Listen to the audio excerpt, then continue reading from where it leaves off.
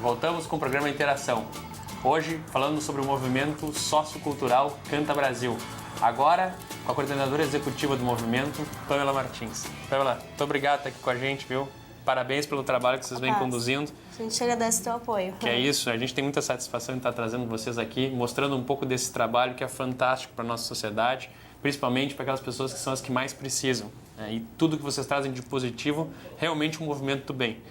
Gostaria de aproveitar que você está aqui e nos contasse, pessoal, como é que é a rotina do Canta, né? Como é que as crianças que têm interesse em poder estar participando, ou aquelas empresas que estão à volta do Canta, que têm interesse em estar investindo na questão social, como é que as pessoas podem se envolver e podem usufruir do Canta? Conta um pouquinho da estrutura da rotina que tem. Claro. Bom, o Canta Brasil hoje ele se divide em 3 departamentos, né? Então nós temos uma sede institucional em Canoas, que foi onde o Canta nasceu, no bairro Matias Velho, e continua lá.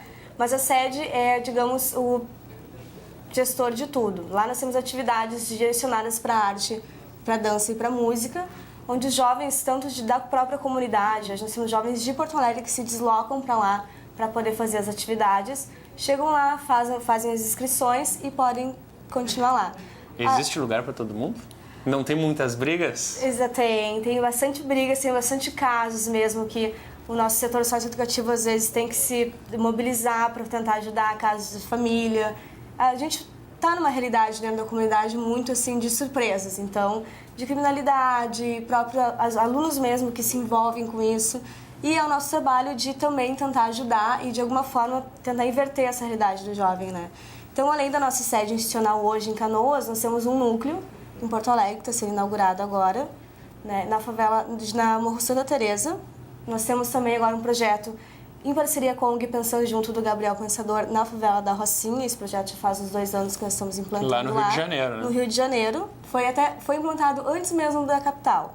Foi engraçado, porque de Canoas nós pulamos para o Rio de Janeiro e depois nós viemos para a capital gaúcha. E agora também em Florianópolis, um programa está sendo implantado lá, junto com o Rubielson, que está assumindo essa parte mais lá. É o Canta Brasil conquistando o Brasil.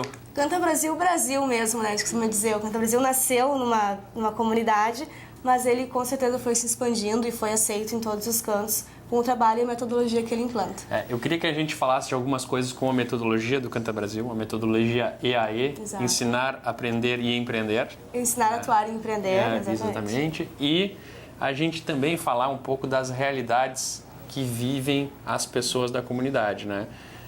Não é mais fácil, por exemplo, do que ganhar lá R$500 como monitor do Canta Brasil do que roubar ou se prostituir.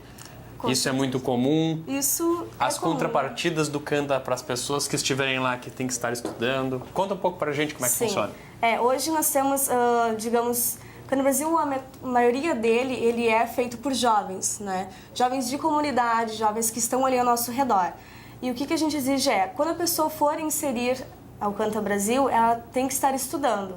Se ela não está estudando, automaticamente a gente começa a trabalhar com ela para ela voltar aos estudos. Então, estar estudando ou estar cursando a faculdade é uma das regras do Canta Brasil. É um pré-requisito. É um pré-requisito, porque hoje a instituição ela oferece isso aos jovens. Eu posso dizer pela minha realidade mesmo.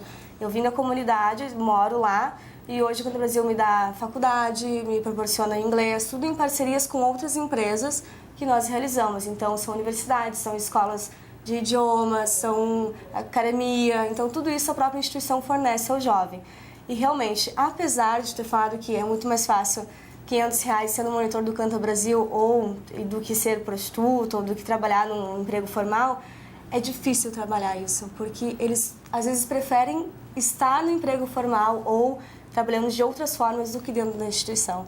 Então, apesar de todo o método que nós criamos durante esses 10 anos, que é o ensinar, atuar e empreender, às vezes nós debatemos muito com a realidade que às vezes o jovem ele é muito resistente para mudar. Então, uma realidade que a gente tem de 11 anos de trabalho, mais de 20 mil pessoas já passaram pelo Canta Brasil e muitas poucas ficaram, né? E muitas poucas seguiram essa metodologia. Então, nós temos casos que a gente abre as portas, o jovem vai, desenvolve o trabalho, começa a multiplicar para outros jovens, mas ele chega num ponto que ele para. Porque a metodologia que a gente criou, ela é muito transparente. Então, o jovem ele se avalia o tempo todo, da escolaridade, da maneira como ele trata o próximo, do respeito. Então ele vai se debatendo com essas coisas da realidade da vida dele, a gente costuma dizer a verdade que ele vive, e aí ele começa a travar um pouquinho. Mas a gente tem muitos casos também de sucesso. É que o caminho do sucesso ele sempre é muito tortuoso, né? Exatamente. Ele não é o mais fácil, a gente diga. As pessoas, elas para batalharem, conquistarem, tem que sim ter muita disciplina, muito esforço, muita energia aplicada, muita capacitação, né? A gente precisa cada vez mais nos qualificar na questão da educação e dos estudos. Exato. Mas quando também a parceria, a Ubra também desenvolve bolsas de estudo. Sim, Você exatamente, um produto da Ubra. Sou. Né? Conta um pouco também, porque dessa ligação com a educação, acho que evolui um pouco mais nisso, dessas pessoas que nós já cobrimos aí, 20 mil pessoas, por mais que tenham algumas poucas, né? Tem o Vilfredo Pareto, que foi um economista italiano, ele tem uma teoria onde poucos agentes fazem grandes mudanças. Exato. Então, se essas pessoas que o Canta formou não tivessem passado por lá, não estariam hoje trabalhando esses milhares de crianças que o Canta continua desenvolvendo. Digamos, a parceria com a Ubra iniciou através de um projeto que nós temos, que é esse de fomento à educação. Então, iniciou primeiro em escolas privadas de Canoas, né? Então, o Colégio Maria Auxiliadora é um parceiro do Canta Brasil, e após foi para as universidades, onde a Ubra foi a primeira universidade a apoiar o projeto. Então, hoje eu curso jornalismo na Ubra e faço letras também, em tudo em parceria com a universidade. Então, a primeira que abriu as portas com projetos de dança, com a universidade, foi realmente a Ubra. Isso foi E os planos para o futuro agora, quais são? O que o Canta Brasil precisa para desenvolver e conquistar fora o Brasil, o mundo? O Canta Brasil, ele segue muito a metodologia dele e vai continuar seguindo. E agora os planos realmente, digamos, fomentar a metodologia que a gente está aplicando nas principais capitais brasileiras, que é o foco, né? Mas sempre trabalhando a arte, a educação e o empreendedorismo. Porque a gente acredita que a educação não muda o mundo, mas ela muda as pessoas que vão mudar o mundo.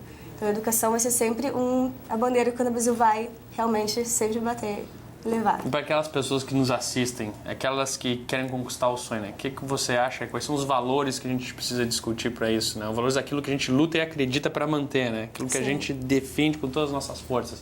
O que precisa para conquistar esses sonhos?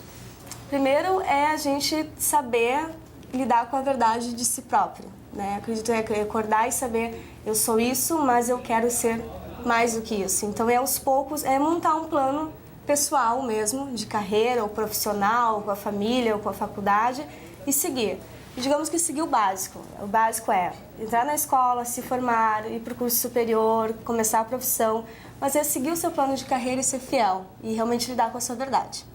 E a sua verdade, conta um pouco da Pamela agora, como é que foi todo esse esforço para chegar onde chegou, satisfeita, mais por vir, o que a gente pode esperar? Na verdade, a minha história começou no Canta quando eu vim do interior, de Rosário do Sul, né? Eu sou bem do interior, costumo dizer, e de coragem muito da minha mãe, nós íamos embora para Canoas, para a capital, e eu conheci o Canta Brasil, e entrei como bailarina. Vocês vieram porque tua mãe procurava uma oportunidade? Exatamente, na verdade. Tiveram muita dificuldade? Sim, a gente... Conta um pouco, eu acho que é importante o pessoal conhecer. Nós, digamos, era no interior, a gente era agricultor, vendia queijo na beira da estrada. Eu estudei numa escola do interior, que foi muito bacana a experiência. Então, minha mãe, no ato de coragem, digamos que de empreendedora, ela saiu do interior e nós íamos para a capital, não conhecíamos ninguém. Para apostar. Apostar numa vida melhor. Sim, não conhecíamos ninguém, não tínhamos onde ficar, foi bem difícil. Até que nós conseguimos nos estabilizar, eu entrei para a escola, e a escola onde eu entrei, o bairro onde eu vim morar foi a Matias Velho.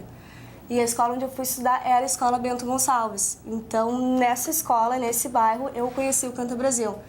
Então, a partir daí, eu conheci o Canta, comecei a me desenvolver, saí da instituição por um ano, porque eu tenho uma filha hoje, e dentro do quadro dos índices da instituição, eu fui a única jovem que tive gravidez e adolescência dentro da própria instituição. Que idade você teve sua filha? Eu tive ela com 15. Planejado ou não? Não planejado. Não estava nos meus planos, mas digamos que já que ocorreu a responsabilidade, eu tinha que assumir com certeza. Então, assumi a responsabilidade de mãe. Voltei ao Canta Brasil depois em 2008, fiquei só um ano fora, me estabilizei. Fui para o mercado de trabalho fora, trabalhei num escritório de advocacia, mas eu vi que aquilo não era realmente o que eu queria, porque o Canta Brasil, apesar de ter fundado, tudo era a minha vida e é sempre. E aí eu voltei para o Canta Brasil e comecei a desenvolver outros papéis, saí um pouco do palco e assumi a parte de produção de eventos, de venda de shows, de produtos. E também a parte de comunicação, muito com o que eu aprendi com o Rubielso e que eu aprendi um pouco fora. Muito bom. E aí que vem o interesse pelo jornalismo, né, e por letras. Então, hoje, digamos que o objetivo da Pamela é ser formada em comunicação e também trazer um pouco dessa área para dentro do Canta Brasil, de poder terceirizar os serviços, de poder fazer essas atividades. Esse é um pouco da Pamela. Esse é um exemplo de quem conseguiu conquistar grandes coisas e vencer na vida. A Pamela, eu acho que a gente pode dizer que é um exemplo de liberdade com responsabilidade. Como ela bem disse, ter um filho e assumir a responsabilidade é realmente alguém que não teme e que sabe que pode chegar longe. Pamela, muito obrigado. Este foi mais um programa Interação. Muito obrigado por ficarem conosco. Esperamos vocês todas as terças, 15 para meia-noite. Boa noite.